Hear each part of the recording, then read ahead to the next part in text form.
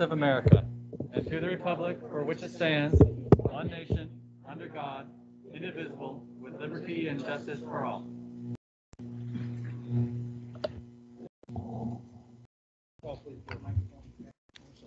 Roll call, please. Mayor Mahler, Present. Councillor Gerson, Present.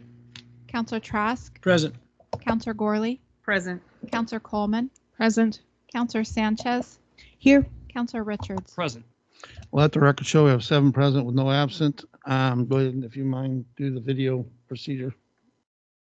If you've got it.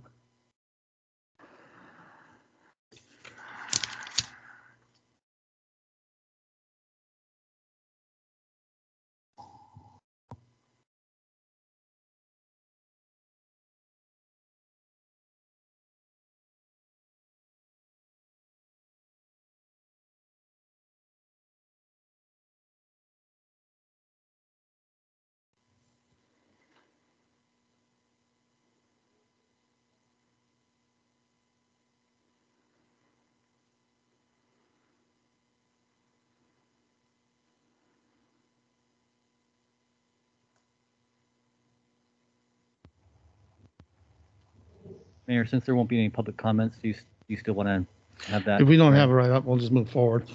I was just thinking if we don't have any public comment. Thank you to everyone who is joining us. Okay. For members of the public who would like to participate in this meeting, we have some instructions to help if you are new to using Microsoft Teams.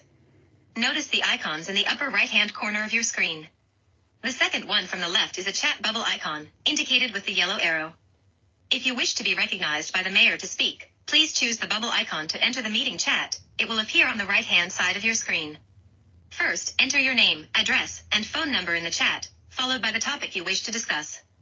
If you wish to speak at any point during the meeting, you can choose the hand icon, also located in the upper right-hand corner indicated with the green arrow. It's the equivalent of raising your hand. Then, the mayor, acting chairperson, or moderator will ask you to speak at the appropriate time. We'll give everyone a few moments now to enter their name, address, phone number, and topic they'd like to address with the council in the meeting chat. We will ask in the interest of time that people not repeat a previous speaker, instead state you agree with their point or disagree with their point. Each speaker will be allotted 3 minutes. Any extension of that time is at the sole discretion of the mayor or meeting chairperson per the council rules. The moderator will note those joining by phone for the mayor/chairperson. The fact that the meeting is online does not excuse poor behavior. The mayor retains the right to have people removed from the meeting as stated in the council. Okay, at this time, I will read the mask mandate. In order to avoid unnecessary fines for Oregon OSHA for violating the governor's mask mandate, I'd like to note that there are signs requesting people to wear masks at the entrance of the building. Masks are available for the use at the back of the room, and this is an audible reminder of the mandate as outlined in OSHA Workplace Advisory Memo 8.13.21. At this time, I will go ahead and turn it over to Blair to start the process. Okay, so you hear me? The first item on the agenda is the agreement and lease with FAC for a managed outreach and community resource facility. A couple of things to bring up that have come up today. One, and this is just for information for the council, information for the public. There's been a lot of question about the auction that the county had on the mill property. That does not impact this situation at all. There was some confusion because the knife-shaped property that the city was previously looking at and is still discussing with the county was once a part of the mill property, but was partitioned off. And so that piece that's adjacent to our public works yard was not auctioned off. The north side of the railroad tracks was. And so there were some I believe some members of the HOA were contacting me asking about that. It really has nothing to do with this particular topic. Regarding the knife-shaped property, I did also get a call from Will Tucker this morning. Yesterday, their environmental firm that they hired to do the phase 1 environmental analysis of that property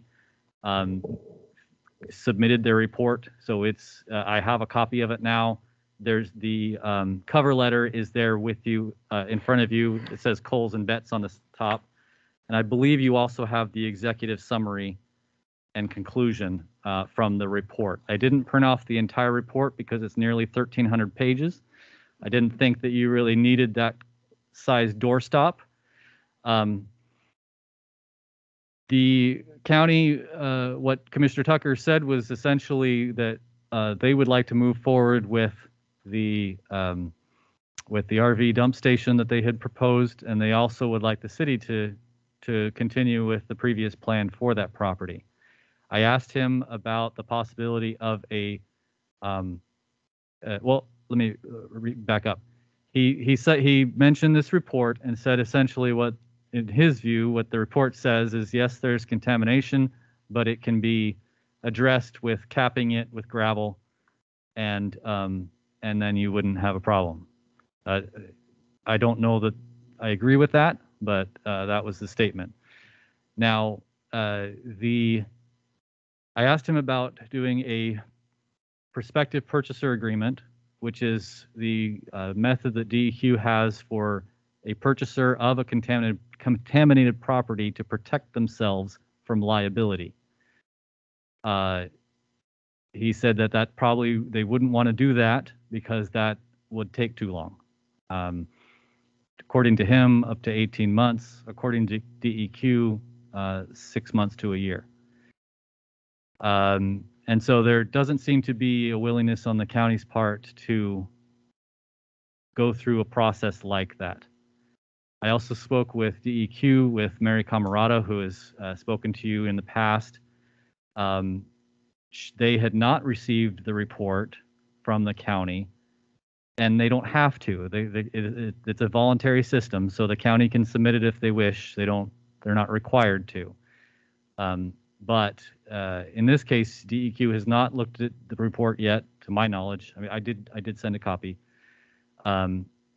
And so there's no opinion from DEQ yet on that property and what has been done and what would be needed. My recommendation to you, given the liability associated with that property, is not to take ownership of it unless there is a prospective purchaser agreement or a conditional no further action designation that makes it clear what can be done with the property and what liability we would be facing. It's one of those things where it's a risk.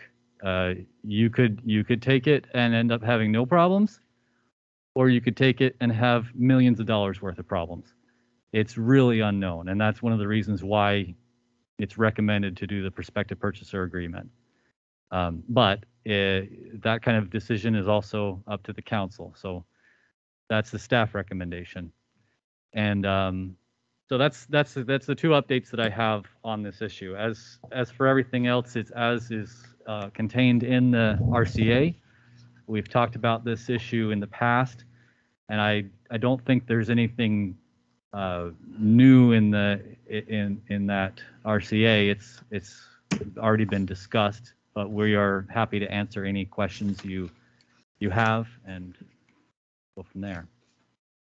Council, at this time, open it up for conversation. Well, Mr. Mayor, if I may, on page 2, REC number 2, whatever that is, I don't know what that means, but it says the subject property may have been impacted by the former mill historical spray booth and sawmill operations north and beyond the OEARR alignment. Mm-hmm. That kind of concerns me.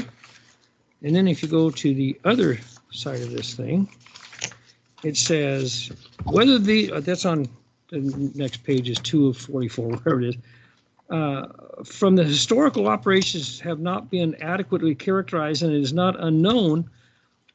unknown whether these releases have impacted subsurface soils, groundwater, vapor, and all pond sediment and subject property and is blah blah. That bothers me, and this is only a few pages. I can't imagine what's in the rest of them. So that's kind of concerning to me. Next, Councilor. You're talking about a property that's adjacent to our public works, and I'm going to assume that when they say you can pull out dirt, put in sewer line and put that dirt back in the hole, that's good enough. We're going to put gravel over this and we're going to put or pavement over this and not dig down into it other than to put in necessary sewer lines. We're talking about just over an acre of property. Honestly, I think that we should move forward. We're not getting 10 acres and we're not getting 100 acres. It's an acre. And it's right there between the public works and the railroad crossing. And the county is going to put a dump station on the other end of it.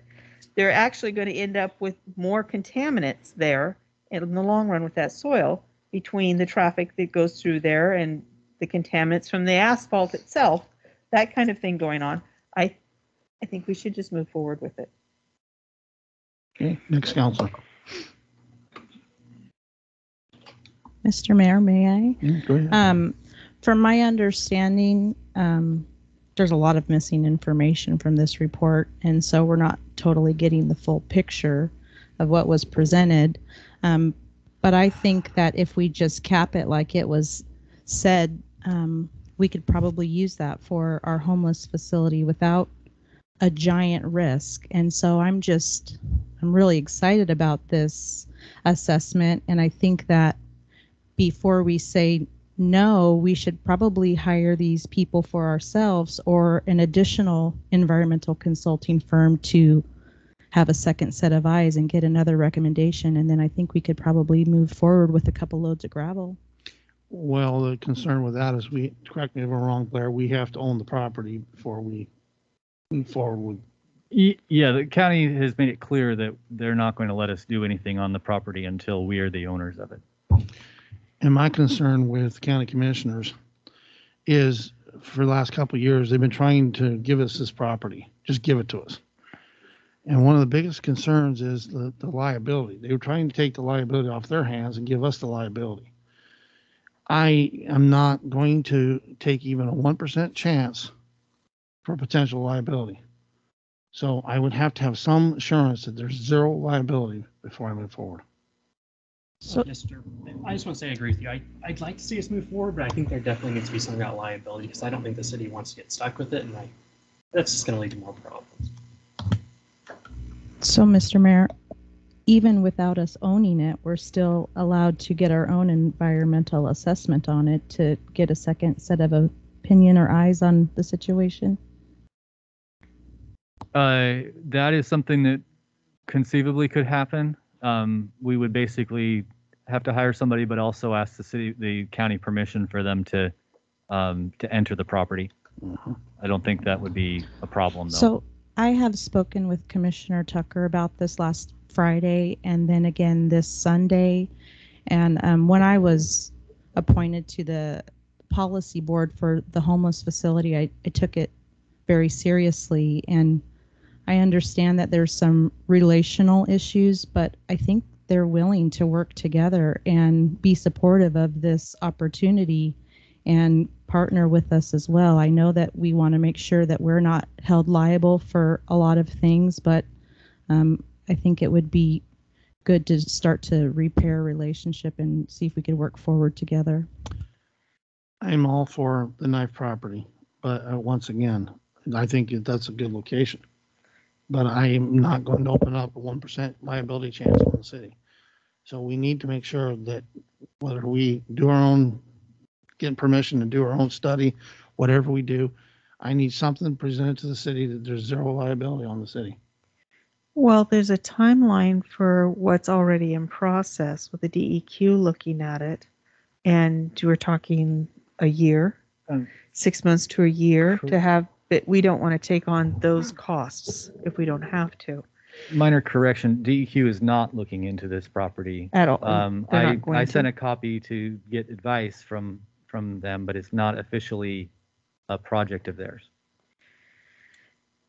Is there a way to find out the history of this environmental firm and their relationship with DEQ, whether or not DEQ generally agrees or disagrees with this company? I can look into that. Okay. certainly. That would be good to know. I just hate to keep kicking this down the road when we know that this particular piece of property is ideal for our needs right now. And yet it's not ideal for a lot of other needs. And the county is wanting access through it for their project, which also benefits our community. I just think that if it says in here that it's not going to aerate, it's not going to cause, it's not likely to cause those kind of problems. And that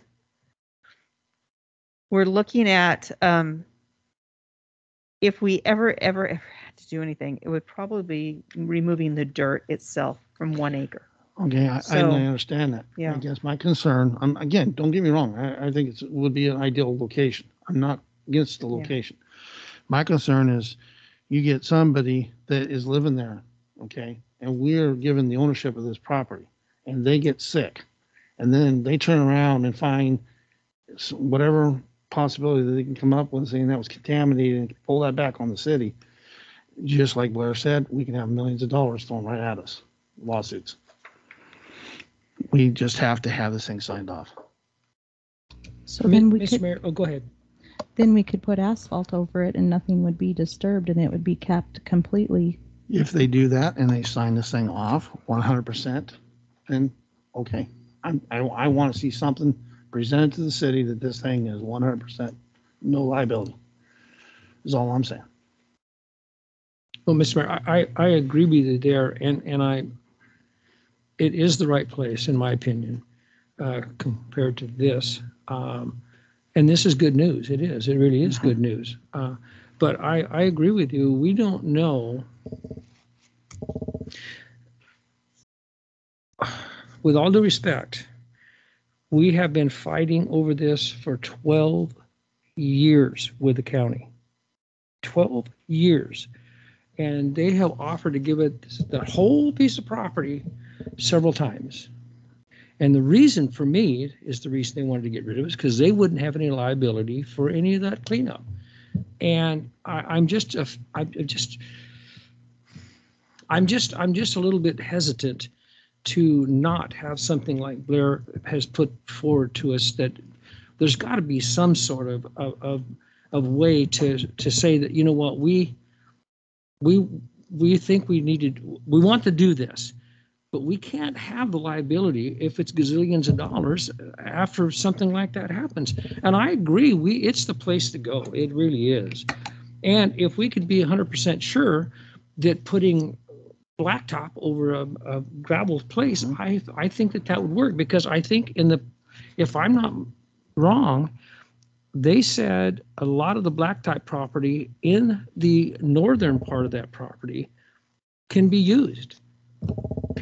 You can put stuff right on top of it, that, if I'm not mistaken. But this things, if we have to tear things up and stuff, I just don't know. It's a little bit iffy for me. Mr. Mayor, Go ahead. I believe that this is the best location as well for this facility.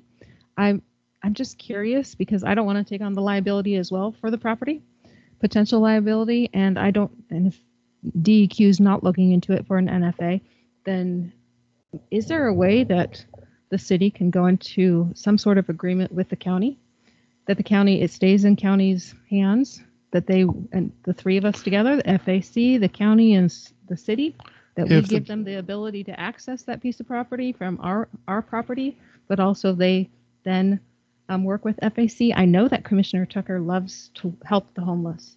And so I'm just curious if there's a way to go about that. I would be all for the county commissioners keeping the ownership of this. If they want to partner up, then so be it.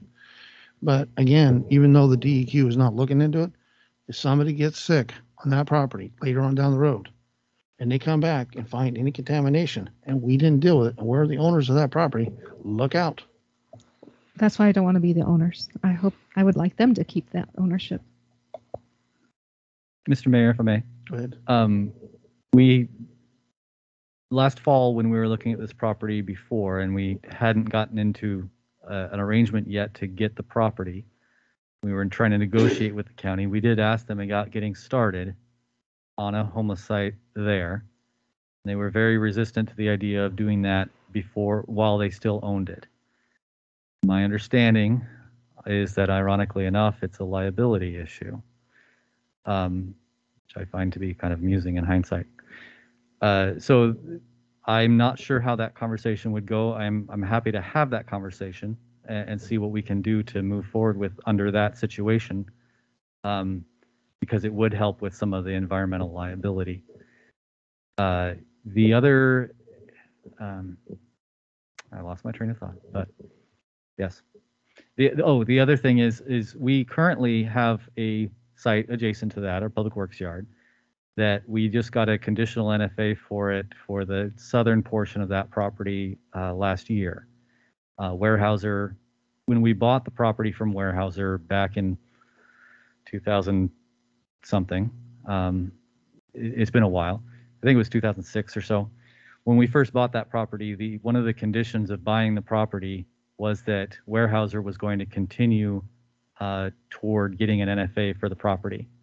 That ball got dropped, and then we got them to pick it back up last year, and they completed the NFA for just the southern portion, not for the northern part of the property. Now, that's something I need to follow up with them and get them to pick the ball up again to finish the whole thing. Well, the reason I bring that up is when you have a parcel of property transfer from one party to another, you can make agreements on what the other parties do that are contingent, that offer is contingent upon. So we did it with Weyerhaeuser. I'm not sure it would be a problem to, I don't think the county would want to, but we could discuss with them the idea of them continuing toward an NFA for the property and have the transfer of ownership. That wouldn't remove the liability, but it could potentially limit the liability to a certain window of time. It's an option if they're willing to do it. Okay. Any other further questions or discussion? So, Mr. Mayor, I think we need if we can, compromise on this as much as we can. Greg, is there enough room on the existing property that we own to put some of the facilities on there?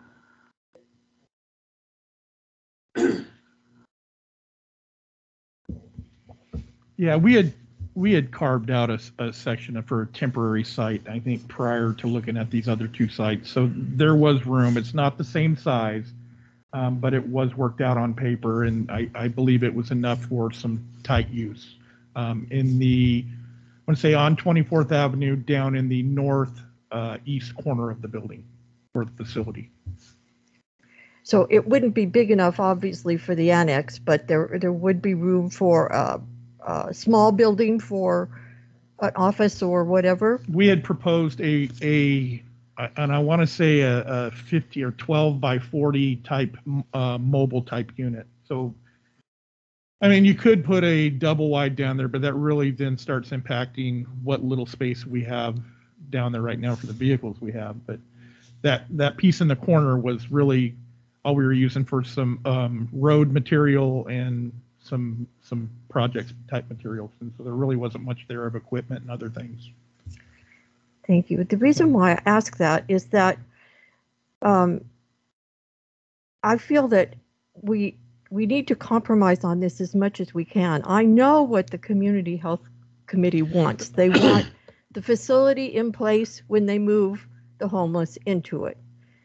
That may not be realistic for us. They don't want to move them twice, but if we put them here, they're going to be moved twice. So if we begin the facility at the place where it's going to be permanently, I believe, down by the Public Works yard, on a smaller scale than what we planned, it may not solve all the problems, but it is a compromise. And I've been thinking about this like everybody else has for the last year and a half, whatever, but mostly over the weekend because some other things have come to light, like visiting the site that Greg was talking about. So that's kind of where I feel about it. I'm not happy with this, moving it to the city hall. I feel we need to do something, but I'm not happy with that idea. If that happens, I think we need to be very specific on the lease in terms of the length of time so that we have a time schedule to get that one done, get the permanent one done. I don't want the neighborhoods to be left in limbo. Like this lease says 99 years. There's no way I would agree to anything like that. So I want to be sure that if we do decide to do that, that it is as temporary as could be. I'm all for finding a solution for the homeless, and I mean find a solution. It's sooner than later. I have had several individuals that came to me and has made proposals the last week. One of them was the old city hall is not being used. Not to say that's a permanent facility in any capacity, but it could potentially be a temporary site where we can put some beds. You know, we got the annex, place they can eat, maybe a kitchen, you know, some things we can do at least temporary, get them taken care of so they're not freezing outdoors, and it's at least something for the time being. Not saying this is permanent at all, because I would not support Old City Hall being a permanent location, but that was brought to my attention. The other part of it too is you have some homeless that are going to refuse to go to any new site that we give them. So one of the individuals that was talking was the potential of, you know, having another site where they may be agreeable to come for over the night to take care of the homeless that are freezing and having issues outside. So I'm throwing that out there because it wouldn't be doing justice that I was approached about that. That is absolutely up to the council and regarding that. So I want to make sure that everybody knows about that. So do we have a picture of the plans of where the county will be running their road through this property to get to their dump site? We can find some. Because we may be just talking about the same spots where they have found contaminants as being under future road anyway. That's true. Yeah. The spots where we may have huts or the Conestoga huts may not even be subject to this discussion in the long run because they may not be on that particular area. Okay, so all right. I'd like to see the plan where that road's going to be that goes to where the county is going to put their dump site in relationship to where we're talking. Okay. Mr. Mayor, Greg, if I may. Go ahead. Greg, doesn't the plan that we have, that I think I've seen and we went and looked at, it's going to remove some of the property that the city has at the Public Works place. Is that not true? That fence is going to have to be moved on the north side, and it's a big hole there. You're going to have to fill all that in, and I'm okay with. I'm way more okay with that than I am here or wherever. Anyway, but I think we're going to lose some property there. Not that that's a bad thing, but we're going to move some of that, and we're going to lose some of that, and I just think it's a way better option. But I also want to make sure that we're not held liable for something. You know, we may not be on the council if that happens, but they're going to remember us. And so I think that's important for me. And I want to get it done too. I don't have an issue with that at all. I don't think anybody in this room really likes the idea of it, but it's just life we're going to have. It's just that simple. We're going to have to do something.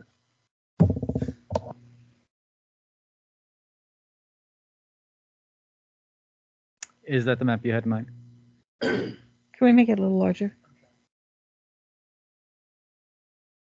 So the area that you're seeing in pale green, that's the county dump site that would remain in county hands. The I guess that's kind of a mauve is the homeless site. This is a map that was developed last fall. That blue triangular shaped portion you see is essentially the portion of the city's property that would need to be, or at least an area that would be impacted by this. You can see the dashed line would be the access easement that would be necessary. The existing access into the property will not work due to its proximity to the railroad. It needs to be moved because of the railroad crossing that would be going in. And so this other, that dotted line across city property would be an access easement to replace it. So I have a question. You've seen the 1,300 pages. Yes. Where are the sites in question for contaminants? The entire property. The entire property. There's not really a clean spot from what I haven't made this. I just got the report today. When I say that, it's mostly based on prior data that I've been given when it came to the test pits. I saw there was essentially a grid that was over the property of test pits, and each one returned some form of contamination. The ones on most of it were hydrocarbons, so oil, gas, diesel. And then as you get closer to the city property, the public works yard, it threw more heavy metals as well as the hydrocarbons. So that area used to be a log pond, and then it was filled in with lots of different stuff. And so the theory is that the area where the city's property is, and that parcel 2 that you're seeing that the city would receive, that the fill that was used in those areas was more slag and junk and all sorts of different stuff. And that's why the heavy metals returned there. So you're never really going to dig down into that anyway. So I along, would recommend not to. Yeah. Along the extreme southern side, I've been down there, and there's an old road that goes there from the public works all the way to the Bimart property. Right along that fence line, there's a road. And so I'm going to assume that the heavy metals and all that stuff is not on that road either. But I was just looking at this. It's probably a reasonable guess that there's less contamination along the southern edge. Yeah. Okay. I think the road you're referring to is the railroad easement along the railroad tracks. No, it's literally bumping up against that fence line between the houses there and the vacant property.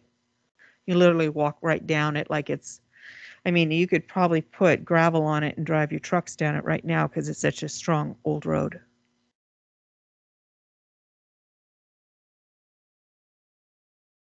So. Mr. Mayor, if I may, do you think that it would be beneficial if we got this lady to come and interpret her findings to us so we had a total understanding of what she's saying? Because right here it says direct contact includes soil ingestion, dermal contact, and inhalation. And if you cap it, you can't get those things.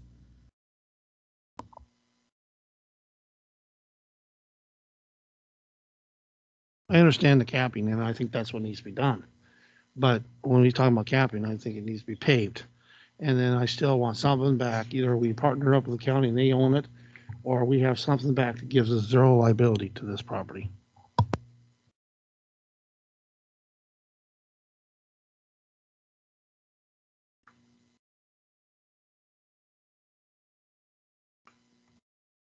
Any further discussion regarding this?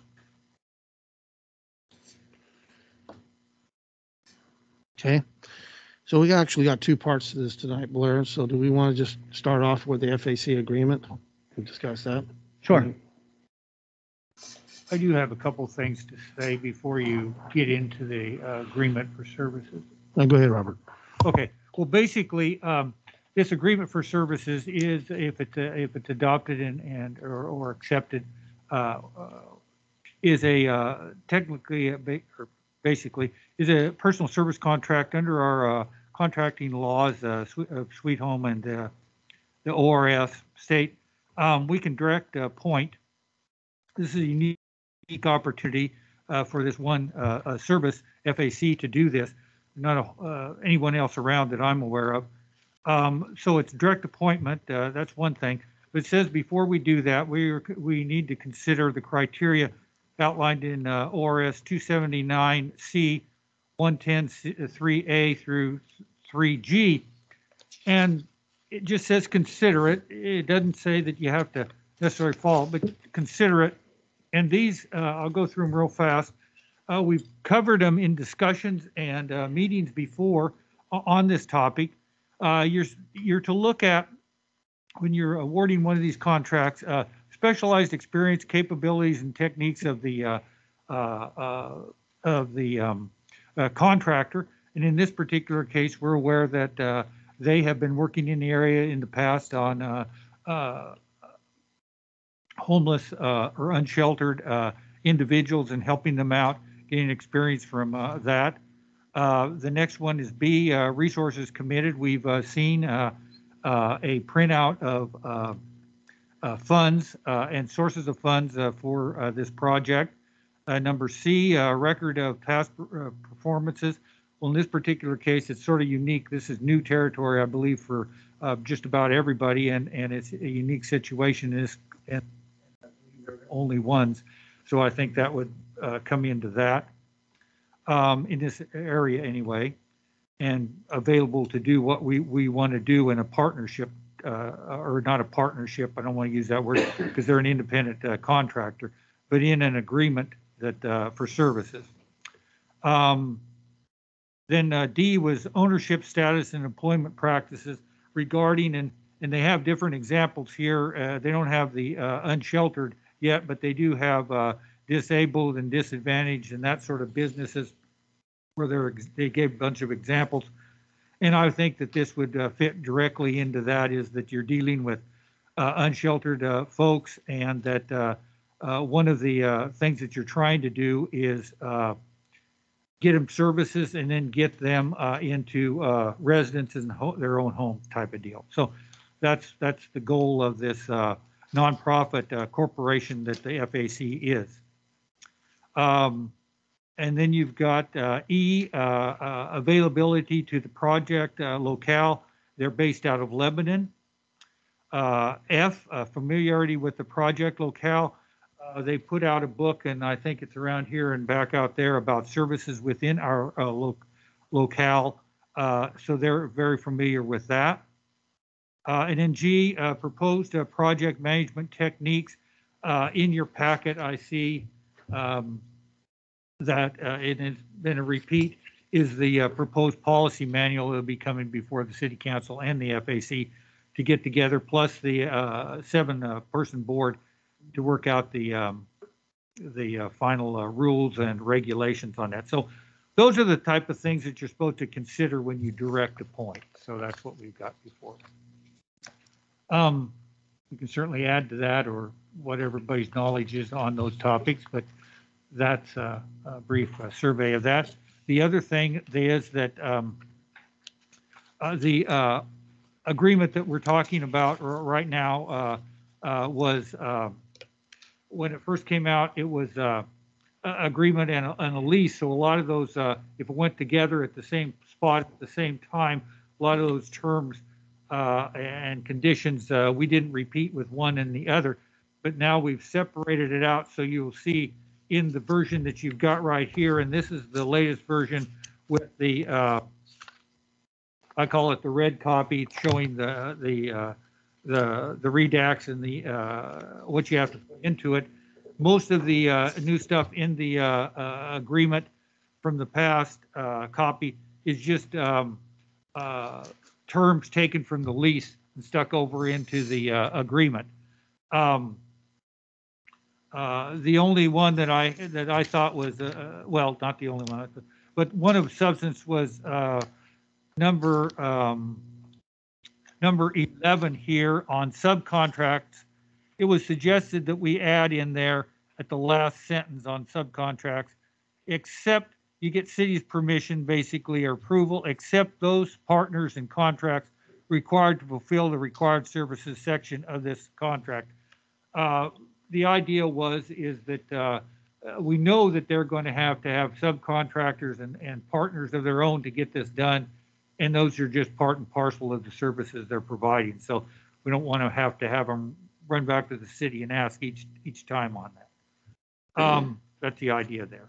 And then I did note on section 23, on termination, we have an extra T there where it says not reason need be stated. It's no reason need be stated. That's what was in the last group. It's just a typo there that I saw.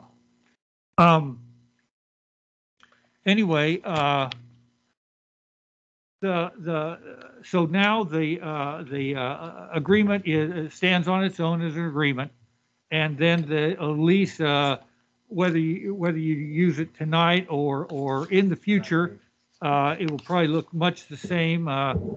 Things always change and that sort of thing. Try to improve, but it's a lease unto itself now. That being said, there is a provision in here that says once you get both, we're contemplating a lease someplace because that's what makes everything work. Is that the city is supplying? That's the city's side of the deal to supply a site, and then they supply the labor, services, and materials as an independent contractor. Once they are both in place, then they complement each other. Is the idea. Okay, so. And the lease, the proposed lease, you can see didn't change very much. It's just mostly changes to make it separate from each other, but much the same. We'll open up for questions or discussion with council. Yes, Mr. Mayor, I have a question, please. Robert, so this means that if we approve the agreement for services, we also need to agree to the lease? We can't disagree? No. The idea is that you can do the agreement for services and get this thing set up, and then we can do a lease. Now, obviously, if we never come up with a lease, this thing is sort of void by its own term. Got it. Thank It you. just states that we intend to. Thank you. Yeah. Any other It's the questions? first step that we're trying to do. Mr. Mayor, if I may. Yeah, go ahead. So I am not really a fan of direct appointment or whatever this is. I like sources sought for a competitive bid process. I'm not exactly a fan of signing an agreement with people who we don't know for sure that we can give them the land that they're looking for, and then we're in some sort of a contractual problem and damages due. And so those are my two concerns with these things. Understood. Any other questions or concerns?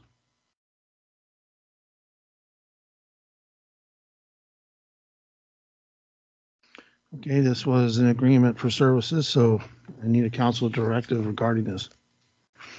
Before we start,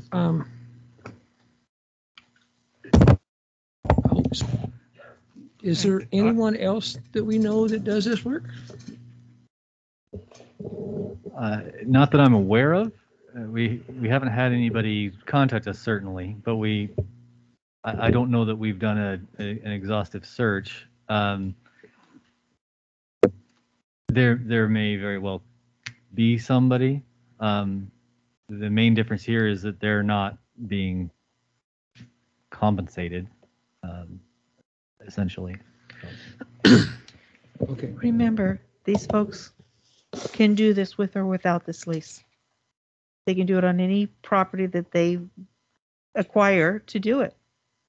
And so it's in our best interest to have an agreement with them. So that's all I've got to say. And I would like to move this forward. And we to address yours, we can put in there something to the effect of, if you want it in there, if we don't find a piece of land that it's null and void, everybody, basically goes their own way type of deal. I think we should do that, yes. Okay. Any other questions? I take it I have a motion. I'll second the motion. Hold on, I don't believe there was a motion. Well, yeah, if there was, what was it? I move that we accept this contract as amended. Okay, and Council Gerson has second that. I'll second it. For roll call, please. That was just the agreement, right? Not Yeah, the no. lease. There's no lease yet. There's Just no for the- lease yet. Okay, just the agreement.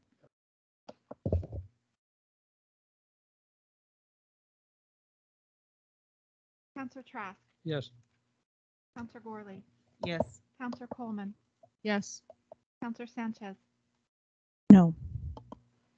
Counselor Richards, No. Mayor Mahler, Yes. Counselor Gerson. Yes, Let the record show 5 ayes and 2 nays to move forward with the agreement of services for FAC as amended. And that was, Robert, to clarify, that amendment was that the agreement would be void if no lease was entered into. Correct. If Correct. we can, we'll work it up, but to have it contingent upon us finding available property.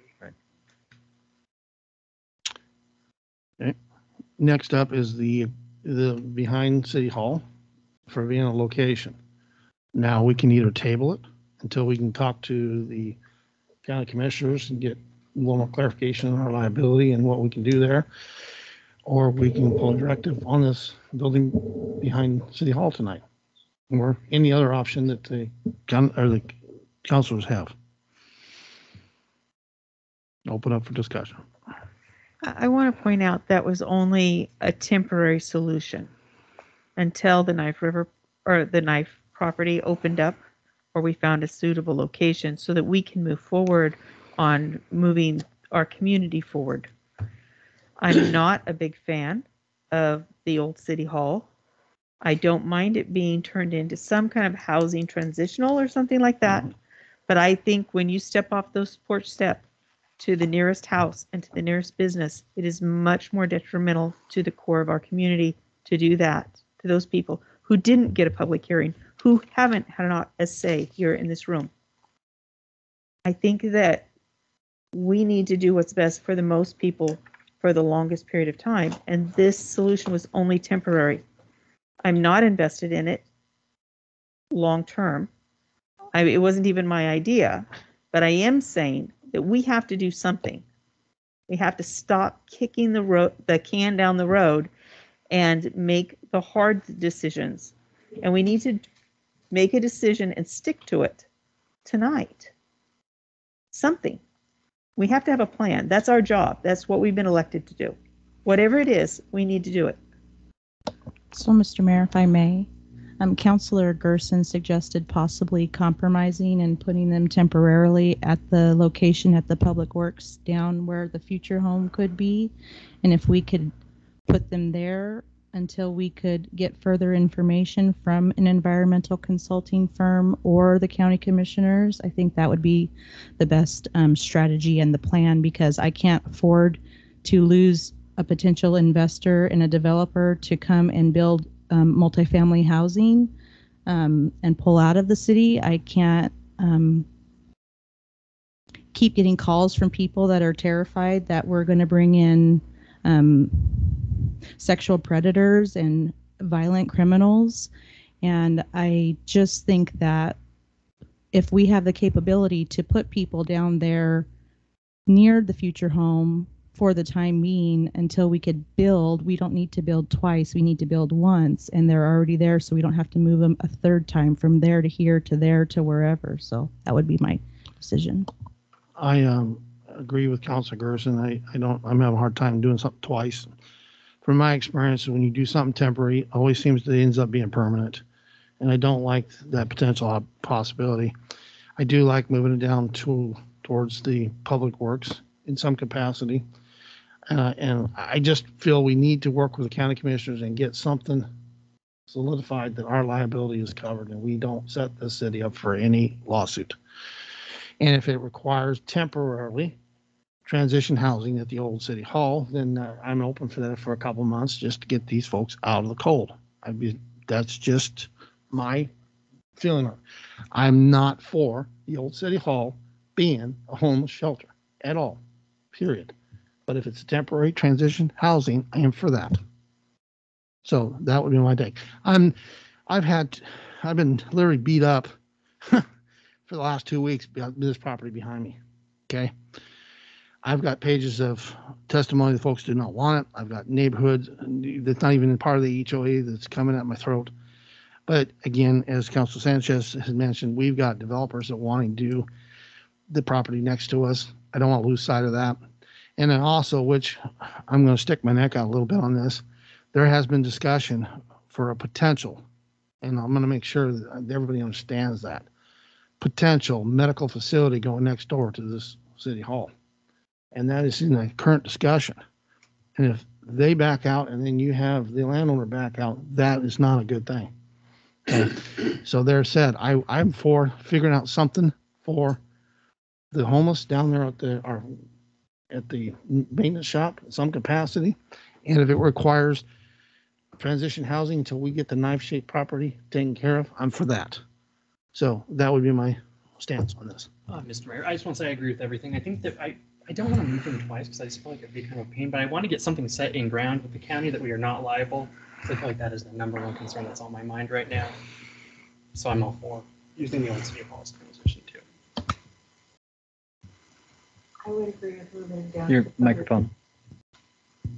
I would agree to moving them down as originally Discussed earlier in our conversations down to the public works, because I cannot abide what's happening to our core downtown and those people who haven't had a voice in here.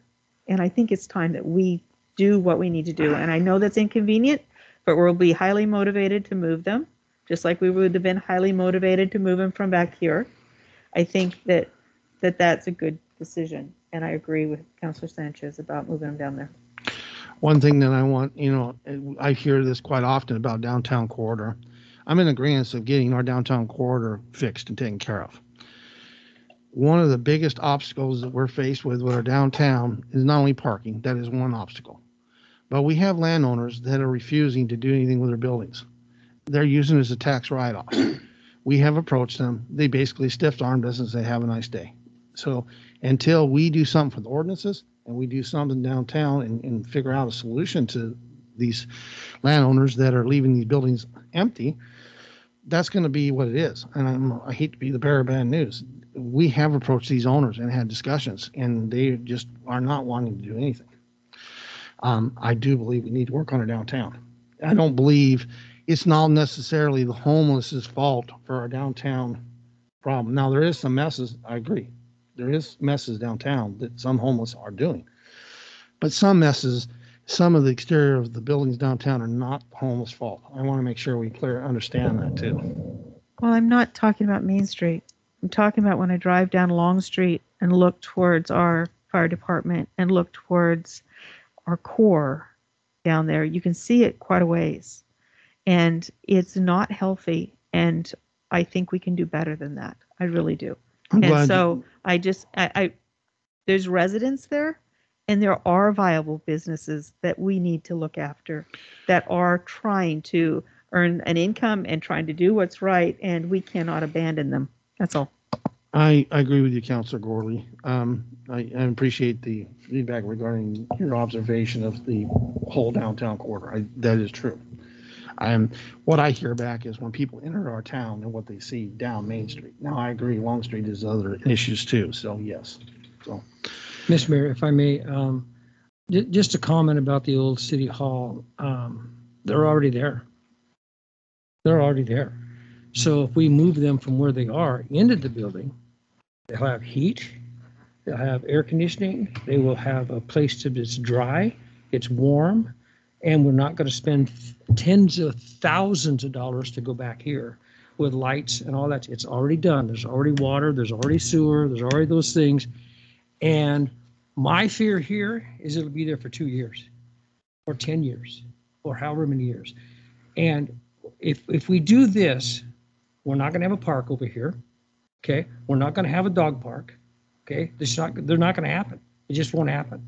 And the fellow that owns this property over here is not going to build any more homes. Period. He came and said that right there. He's not going to build any more homes. And that is a big loss for our community. And you're absolutely right, Councilor Gorley, that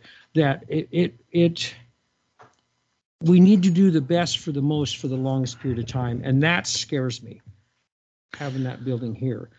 I also want to point out something so that for the councils, for the record, for the council, for your knowledge, why I say transition housing for the old city hall.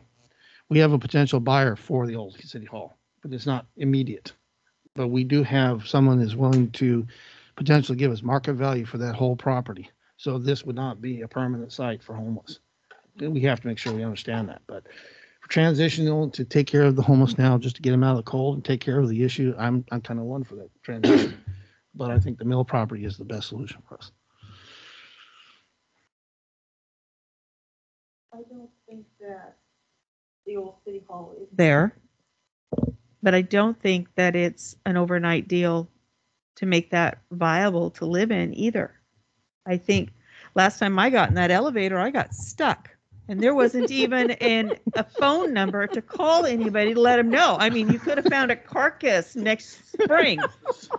I'm sorry, but and you have to maintain it. And there's a reason we moved out of there. So if somebody's interested in looking at it, that's fine, but let's not tear it up in the process. You know, I'm not advocating for behind here. If nobody has the will for that, that's fine. But we do need to decide something that works. I think, unless there's further council directive, because we can beat this up all night long, I think I need a council directive to behind the city hall so that we can take this off the agenda and move forward with another option. So, because this is on the agenda this evening. Ms. Mayor, I'd like to put this off until we get more information from the property down there off of 24th, so we can get. And I know it's kicking the can down the road. I know that. But there's no reason that they can't start building these huts. There's no reason they can't do that. They could start that tomorrow if they have the materials. And we could put those back there and have them in storage until we can get that whatever happens down there, we can figure that out. But I personally believe that the city hall would be fine for a period of time. We don't know how long that period of time is going to be, and that's a little iffy for me. But that's what the council is here for, to make a decision on whether we want to leave it like it is for now, and then wait for that, or do the city hall thing. I don't know. You guys make that call. And I think we need to clarify, city hall or old city hall, because we need different names for these places. I'm not really necessarily wanting to kick the can down the road. I think we need to have a directive to put. There's a lot of people with anxiety going on right now behind City Hall. So if no councilor is for behind City Hall, I think we need to put that to bed so there's no anxiety with residents and everything going on. So that would be my recommendation, but it is up to this council. Like basically, it's the new city hall that you're talking about. Mayor, is that what you're talking about? The old city hall was for the transition. I think that's the discussion. But behind the new city hall is a decision on yes or no behind here. Right. So you want an actual vote on this as a site.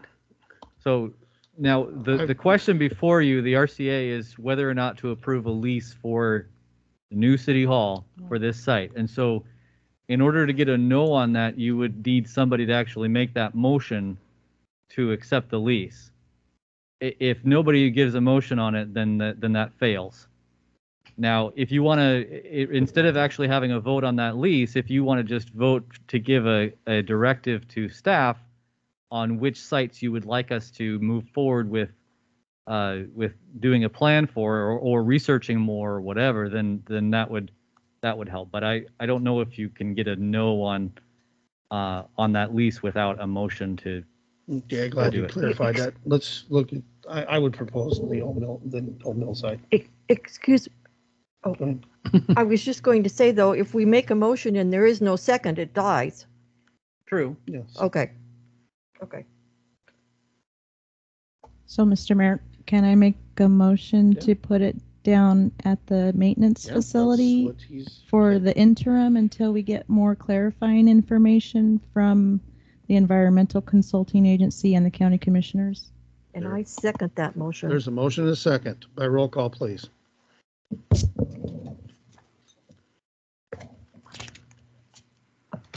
Councilor Richards. Yeah. Councilor Sanchez. Yes. Councilor Coleman. No. Councilor Gorley. Yes. Councilor Trask. Yes. Councilor Gerson. Yes. Mayor Mahler. Yes. At the record show, we have 6 ayes with 1 nay to move it down temporarily to the mill site. Mr. Mayor, And that discussion I want to with back up just Hold a on a minute. second. Did you say Okay. mill site or public works yard? 'Cause Public the works motion was yard, for I'm the, sorry. okay. Clarification. Yeah. I always look at it as the mill site. To Mr. me, Mayor, if I may, I want to go back a little bit here about this thing from the Cole and Betts. It's a phase one. So is there a need for a phase two? And what are the costs for that? And then I'm going to get off this subject. It depends what you want to do.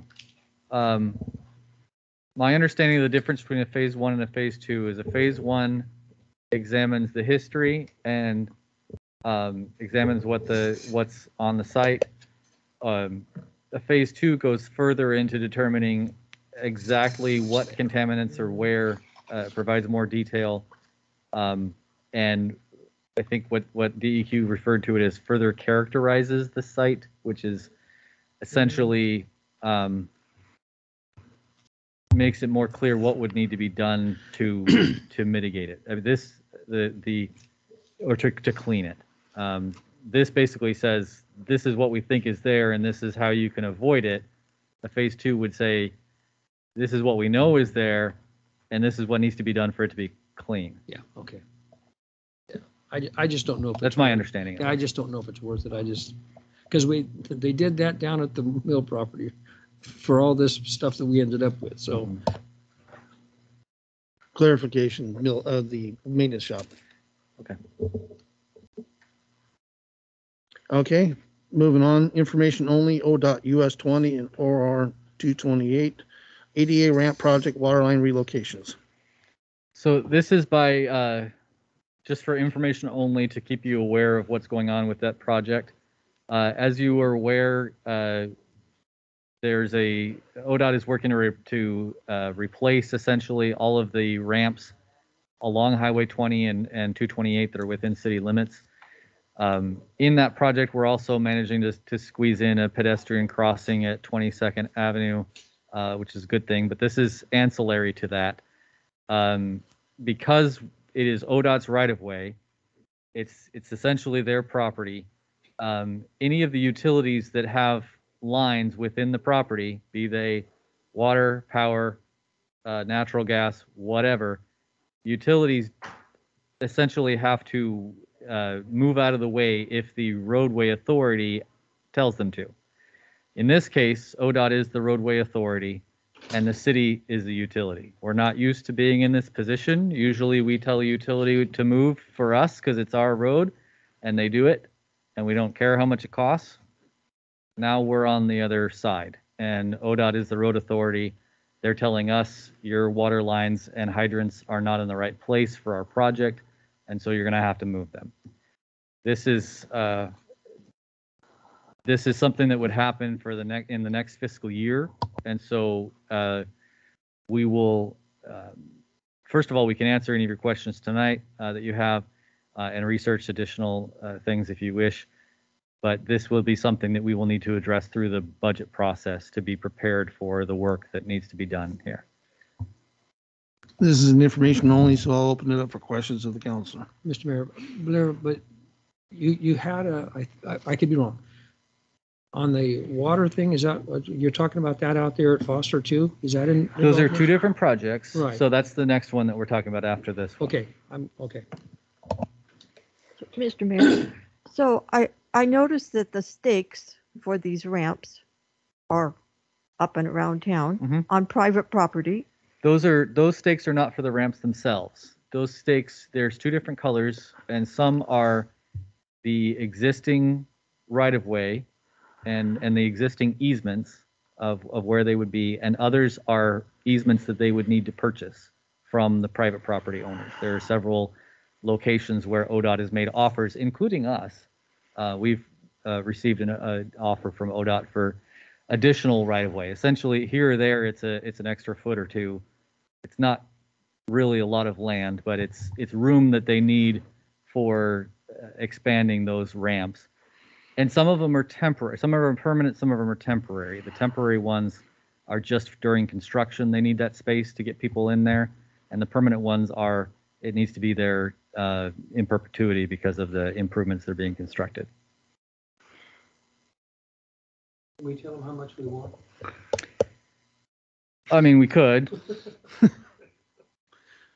Any other questions from councilors?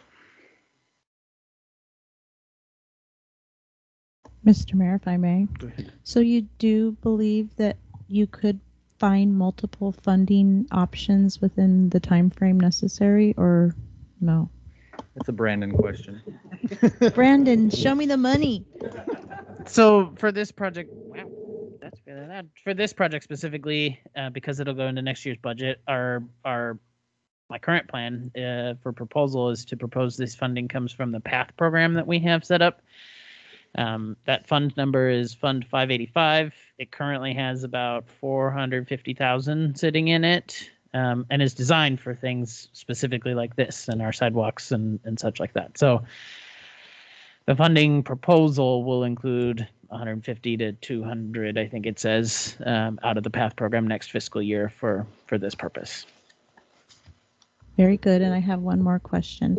And this is kind of to piggyback off of the pedestrian safety crosswalk. I had communications with Representative Kate some time ago within the last couple weeks, and they had not received the 5 most dangerous crosswalk list yet from our meeting months and months ago. So I wasn't sure if that was the case or not. And if it was the case, could we try to get that done too? Because I think there might be some more money to where they can do some more pedestrian crosswalk safety upgrades, I think.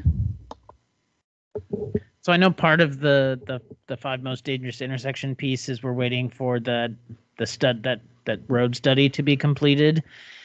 Because without any data, we don't really have that answer. We could make some assumptions as the city. Educated guesses is maybe a better term, but without hard data, we don't actually have the correct information that we could be giving them 5 intersections that aren't actually our most dangerous. So I know we're waiting for that road study to be completed before we can hand that information over so that it's accurate. Do you have an ETA maybe, or? It does not appear that we do at this time, although we could try and get that ETA for you by next Tuesday. We can try to reach out, I think, to the gentleman we met with a few months ago and see if we have an ETA on that traffic study. Yep. Any other questions, councilors? Okay. Moving on to RCA ODOT US 20 53rd through 60th Avenue Sidewalk Project Line Relocation. So I really don't like this issue. I'll just say it out front. I'm sorry that this has occurred. Unfortunately, just like the previous RCA, when we talked about the utility needing to get out of the way of the roadway authorities' lines, this is the same situation. In this case, this is part of our sidewalk project that we are contributing money to, but the feds and the state are also, mostly the feds, are contributing money toward. One of the wrinkles is that project costs and projected project costs for that project do not include the utilities needing to move out of the way. If Northwest Natural needs to get out of the way of the project, that's on Northwest Natural. Same thing with Pacific Power, and unfortunately, the same thing with us. In this case, the design of the project does have a conflict between a large water line, 16-inch T intersection water line, and a storm drain that's planned. Now, because ODOT has already gone through the procurement process, they're in the middle of it. They have received bids, and they've identified a low bidder that they would extend the contract to. Because they're in the middle of that, they cannot change the design of the work that they're asking for. Even if it's something that is doable, they still can't do it right now because that would require them to restart the procurement process and list that new design for people to bid on. Now, what I believe is possible and what we're going to push for is that once a contract is in place, just like any other public contract, there is the possibility of a change order. Often people like to avoid change orders. They're kind of unavoidable. Often you like to avoid them because they usually lead to increased costs. This particular area is an area where it could be that costs could be reduced overall, whereas the project cost might be increased slightly. It's very unknown at this point. What we do know is that ODOT has essentially is trying to help by allowing us to do the work to move the lines in conjunction with at the same time as the construction of the project. Normally, they require utility to get everything out of the way before they start construction on their project. In this case, they would allow it to happen at the same time. There may also be some cost savings by having the contractor that ODOT employs do the same work, and since they're already there on site, there wouldn't be extra mobilization fees, and you wouldn't have to pay for extra equipment. It's the same excavators, same people doing it. So there's some possibilities of lowering these costs, but what we are seeing at this point is the bids that we're seeing range from $76,000 on up to $131,000, which we were just floored by the cost of what it would take to do this relocation. Greg, do you have anything to add on that?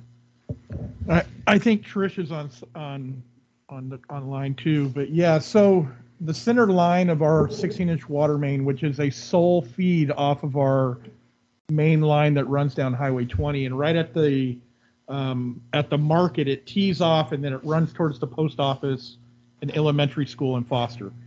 That is the single source that feeds that community. So for us to do this work, first of all, it's a 16-inch main. They want to put their storm drain line exactly right through the center of ours. And theirs is 18-inch, ours is 16-inch. Literally, we're going to have to come back into the sidewalk, 45 down, 40 again, run underneath their line, and then 45 back up and tie back into the middle to the other, I guess, westbound lane to make that happen. So it's not like we're just moving a service line or anything. This is a major water line construction project that has a lot of concrete kickers on those joints. So when you get a hammer, that they don't blow out and destroy the road. So a lot more thought into a water job like this. We're going to have to do some bypassing. We're going to have to provide water to that community while we're doing this work, so that we're going to have to make a high line or another line to connect up. So there is an extensive amount of work for this to happen. Just kind of give you an idea of what we're dealing with. Well, I'm amazed it took them 10 years to come to this conclusion. I'm just hoping my great-great-great-great-great-grandchildren can see the sidewalk. But it is what it is. I wouldn't count on that. Yeah, I know. I'm not counting. I'm not holding my breath. Sorry. Any other comments from the council or discussion? Council directive. Mr. Mayor, I make a motion to continue with the ODOT sidewalk project by consenting to ODOT entering into a contract with a low bidder. I second that. Motion second by roll call, please. Counselor Trask, I want to say no, but I'll say yes. Counselor Gorley, Yes. Counselor Coleman, Yes. Counselor Sanchez, Yes. Counselor Richards. Yes. Mayor Mahler, Yes. Counselor Gerson. Yes. Let the record show we have 7 ayes, no nays, approval with ODOT regarding this. And hopefully the snails will work soon. Oh, Lord. Nothing under new business. Is there anything anybody would like to bring up? If not, we will adjourn this meeting at 7:45. Thank you.